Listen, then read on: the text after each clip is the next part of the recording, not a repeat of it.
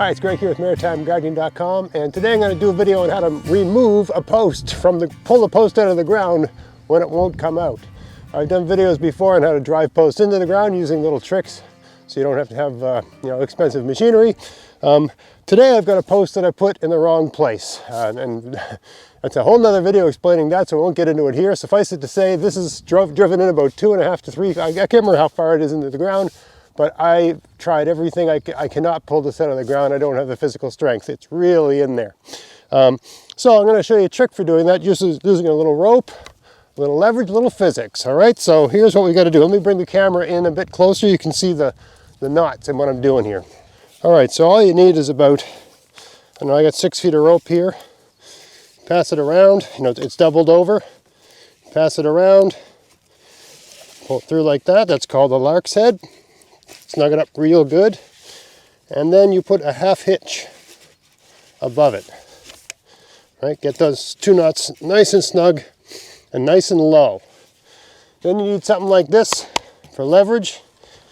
A nice, strong, something strong. A 2x4, 4x4, right? And all I'm doing with this is I'm tying an overhand knot. I'm getting that knot as close to the other knot as I can. I'll show you it from the other side here. Right, and I'm just going to pass that through a few times. Like that. Like that.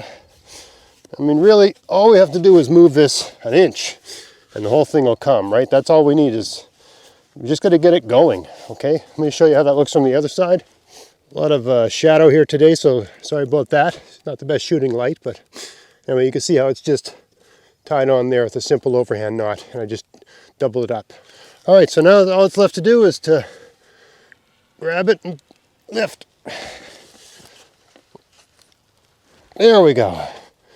Got it going. Okay, so all that was needed was to just get it going, right? Because there's so much compression of earth around the stake because it was driven in, it was pounded in, right? So it did, and it was down pretty far, or at least I think it was. Certainly felt that way. Now it'll come out. I'd say that was in about 2 feet. And it was really in there.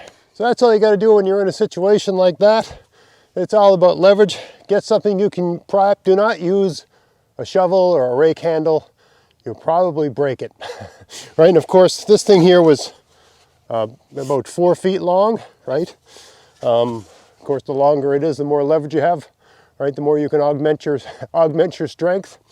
But I thought this is almost 5 feet, really. But anyway, that's all that's needed. Just a little bit of leverage and a couple simple knots, lark's head, half hitch, and an overhand knot to attach it to the lever. And just pry up. That's all you got to do.